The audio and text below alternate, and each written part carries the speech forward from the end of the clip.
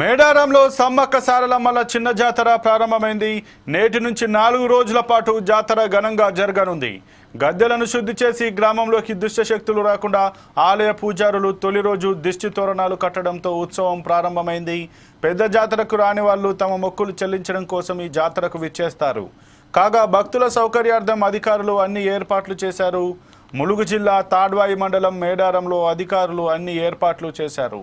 తెలంగాణ సంస్కృతి సంప్రదాయాలకు నిలువెత్తు నిదర్శనంగా ఆదివాసీ ఆచారాలతో నిర్వహించే మేడారం మహాజాతర 2 ఏళ్లకోసారి అతి వైభవంగా జరుగుతుంది.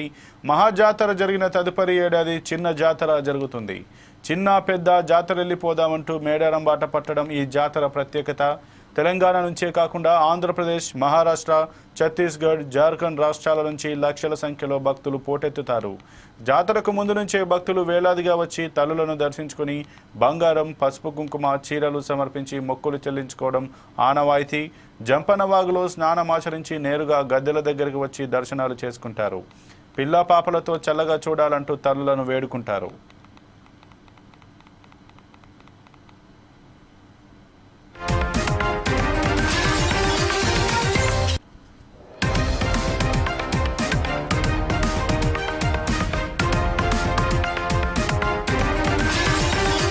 నేటి నుంచి 4 రోజుల పాటు మండమేలిగే పండుగగా వ్యవహరిస్తూ పూజారులు ఈ చిన్న జాతరను ఘనంగా నిర్వహిస్తారు. మేడారం గద్దెల చెంత కన్నెపల్లి ఆలయంలోనూ శుద్ధి నిర్వహించి ధూపదీప నైవేద్యాలు సమర్పిస్తారు.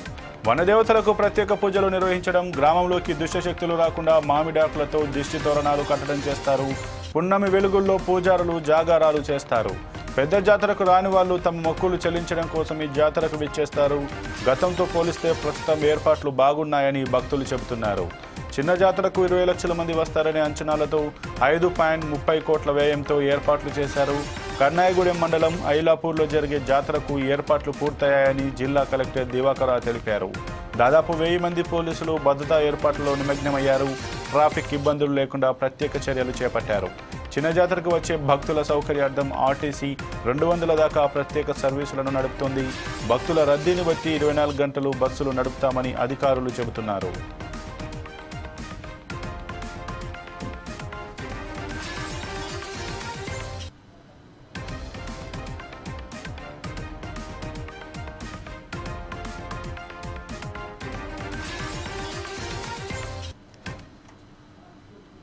ఇక ఇదే అంశానికి సంబంధించి మరింత సమాచారం మా బ్యూరో చీఫ్ సుధాకర్ అందిస్తారు. సుధాకర్, చెప్పండి, ఈ రోజుతో అయితే మేడారం చిన్న జాతర అయితే ప్రారంభమైనట్టుగా తెలుస్తుంది. దీని గురించి మీ దగ్గర ఉన్న పూర్తి సమాచారం ఏంటి?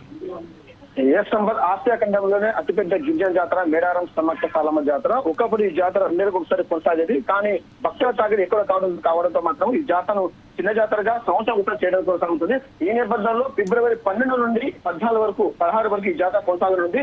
4 రోజులు అంగరంగ వైభవంగా ఈ మేడారం జాతర కొనసాగుతుంది. ఈ జాతరకు వచ్చేసి తెలంగాణ, మహారాష్ట్ర, ఆంధ్రప్రదేశ్, కర్ణాటక, ఛత్తీస్గఢ్ ఈ 5 రాష్ట్రాల నుంచి భక్తులు అధిక సంఖ్యలో వచ్చేస్తారు. అయితే మహాజాతర చూసుకున్నామో సుమారు 1,80,00,000 నుంచి 2 కోట్ల మంది భక్తులు వచ్చేసి ఈ వనదేవతను దర్శించుకుంటారు. ఈ మినీ మేడారం మహాజాతరకు వచ్చేసి మాత్రం సుమారు 20 లక్షల మంది వచ్చి దర్శించుకుంటారని చెప్పి అధికారులు మాత్రం చెప్పడం జరిగింది. ఈ మినీ జాతరకు వచ్చే భక్తుల కోసం సౌకర్యాల కోసం మాత్రం అధికార యంత్రాంగం కానీ ఐఎం మరియు దేవాదాయ శాఖ భక్తులకు ఎటువంటి అవాంఛన సంఘాలు జరగకుండా కొన్ని ఏర్పాట్లు కూడా చేయడం జరిగింది. అంతేకాకుండా రూట్ మ్యాప్ లో కూడా పోలీస్ శాఖ ఏర్పాటు జరిగింది. ట్రాఫిక్ జామ్ కాకుండా ఎటువంటి రోడ్డు ప్రమాదాలు జరగకుండా ముందస్తుగా నివారణ కోసం మాత్రం వన్య మార్గాలను కూడా పోలీస్ శాఖ చేయడం జరిగింది. అంతేకాకుండా చాలా ఘట్టాల దగ్గర ఎక్కడెక్కడ రద్దీ ప్రాంతాలు ఉన్నాయో అక్కడ సీసీ కెమెరాలు పెట్టడం జరిగింది. సీసీ కెమెరాల ద్వారా ఎక్కడెక్కడ రద్దీ ప్రాంతాలు ఉన్నాయో వాటిని పరీక్ష విధంగా ఎటువంటి అవాంఛనీయ సంఘటనలు జరగకుండా భక్తులకు కోసం పోలీసులు ప్రత్యేక శాఖ ఏర్పాటు చేయడం జరిగింది. అయితే భక్తులకు వచ్చే సందర్భంలో ఆర్టీసీ కూడా సుమారు 200 నూతన బస్సులను ఏర్పాటు చేయాలి. ఉదయం నుంచి భక్తులు వెళ్ళి చివరి రోజు వరకు ఈ 4 రోజులు మాత్రము భక్తుల తాకి ఎక్కువ కాబట్టి అధిక బస్సులు పెంచే అవకాశం ఉన్నట్టు తెలుస్తుంది. ఏదేమైనా ఆసియా ఖండంలోనే గిన్నె జాతర పేరు కాల్చిన మేడారం సమ్మక్క సారలమ్మ జాతర మాత్రం ఇప్పటికే భక్తుల తాకి ఎక్కువ జరుగుతూ ఏటా వచ్చే జాతర చూస్తుంటే మాత్రము అంటే మహాజాతర సమయంలో ఏ విధంగా భక్తులకు సౌకర్యాలు కల్పిస్తున్నారో అదే సౌకర్యాలను కూడా ఈ మినీ మేడారం మహాజాతర కూడా కల్పించే ప్రయత్నం చేస్తున్నారు. ఈ రోజు బుధవారం కావడం ద్వారా మాత్రం కన్నెపల్లి నుంచి సారలమ్మను గద్దెలకు తీసుకొస్తారు. రేపు గురువారం చిరుతల గుర్తు నుంచి సమ్మక్కతో తీసుకోవడం జరుగుతుంది. ఏదేమైనా 3వ రోజు వనదేవతలు 2 గద్దెల మీద ఉంటారు. 4వ రోజు వనప్రవేశం జరుగుతుంది. ఈ 4 రోజులు మాత్రము ఈ తల్లుల ఆశీర్వాదం కోసం 4 రాష్ట్రాల నుంచి మాత్రం భక్తులు అధిక సంఖ్యలో వచ్చేసి ఉంటారు. ఏదేమైనా మాత్రం ఈ వనదేవతను దర్శించుకోవడానికి వచ్చే భక్తులు ముందుగా మొదటి మొక్కల ఘట్టమత్తలను దర్శించుకుంటారు.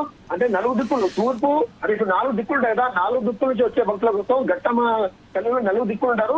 ఈ 4 ఘట్టమ దేవతలను దర్శించుకున్న తర్వాతనే వనదేవతను దర్శించుకుంటే ఆ తౌర్ణిలో దర్శనం చేసేటప్పుడు మాత్రం ఆ భక్తులకు నమ్మకం. ఈ నేపథ్యంలో 4 ఘట్టములు ఉంటాయి. ఈ ఘట్టములు దర్శించిన తర్వాతనే భక్తులు వచ్చేసి మేడారం జంపన వాగులో పుణ్య స్నానాలు చేసి ఆ తర్వాత కళ్యాణం దర్శించుకుంటారు. అయితే సుధాకర్, ఇప్పుడు ఈ యొక్క జాతర సందర్భంగానైతే అధికారులు కూడా ప్రత్యేక ఏర్పాట్లు చేసినట్టు తెలుస్తుంది. ప్రభుత్వం కూడా 5,30,00,000 రూపాయల వ్యయాన్ని కూడా వెచ్చించినట్టు 200 ప్రత్యేక బస్సులను కూడా ఏర్పాటు చేసినట్టుగా తెలుస్తుంది. ఇక ఈ నేపథ్యంలో ఈ జాతరకు ఎంతవరకు పబ్లిక్ వచ్చేటువంటి అవకాశం ఉంది? దానికి అనుగుణంగా అధికారులు ప్రత్యేక ఏర్పాట్లు ఏమైనా చేశారా? ఒకటి అనుకుంటున్నాం, మహామేడారం జాతర అంటే ఏజెన్సీ ప్రాంతము గిరిజన చుట్టూ ఉండే జాతర. అంటే ఈ జాతర గురించి గిరిజనులు కాకుండా గిరిజన ఎక్కడ కూడా ఎక్కువ వనదేవతను దర్శించుకుంటారు.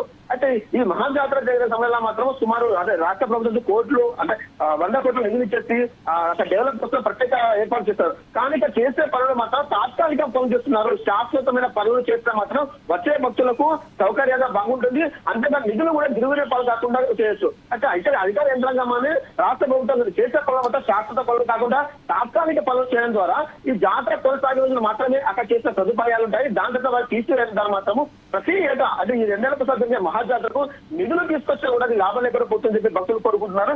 ఏదేమైనా మేడారం మహాజాతర చేసే పనులు మాత్రం శాశ్వతంగా పనులు చేస్తే మాత్రం దాని వల్ల రాష్ట్రానికి ఖజానా మిగులుతుంది. అంతేకాకుండా ఈ భక్తులు వేసే ఉండిలో వేసే డబ్బులు కూడా రాష్ట్ర డెవలప్మెంట్ కోసం పనిచేస్తుంది. కాబట్టి ఏ పనులు చేసినా శాశ్వత పనులు చేయాలని భక్తులు కోరుకుంటారు. ఏదేమైనా ఒక 2 ఏళ్లకు జరిగే మహామేడా జాతర మాత్రము భక్తుల తాకిడి ఎక్కువ కావడం మాత్రం భక్తులు ప్రతిరోజు వస్తూనే ఉన్నారు. కానీ ఖచ్చితంగా మినీ మేడారం జాతర నిర్వహించుకునే ఉద్దేశం మాత్రం పూజార సంఘం అధ్యక్షులు దగ్గర మాత్రము ఫిబ్రవరి దానికి సంబంధించిన డేట్ జరిగింది. అది కూడా ఫిబ్రవరి 12 నుంచి 16 వరకు డేట్ రావడం జరిగింది. సో ఈ 4 రోజులు వచ్చేసి అంగరంగ వైభవంగా మేడారం మినీ జాతర కొనసాగాలంటే దీనికి మాత్రం 5 రాష్ట్రాల ప్రజల వద్ద అనుమతిగా వస్తున్నారు. ఏదేమైనా భక్తుల సౌకర్యాల కోసం రాష్ట్ర ప్రభుత్వం నిధులు కేటాయించిన మినీ మేడారం జాతరకు కేటాయించిన నిధులతోటి శాశ్వత పనులు అలాగే రెండోసారి జరిగే మహామేడారం జాతర కోసం కూడా శాశ్వత పనులు చేస్తే మాత్రము ఈ రాష్ట్ర ప్రభుత్వం ఇచ్చిన నిధులు మొత్తం దుర్వినియోగం కాకుండా వృధా కాకుండా ఉంటుంది అనుకోవచ్చు. Okay, thank you Sudhakar.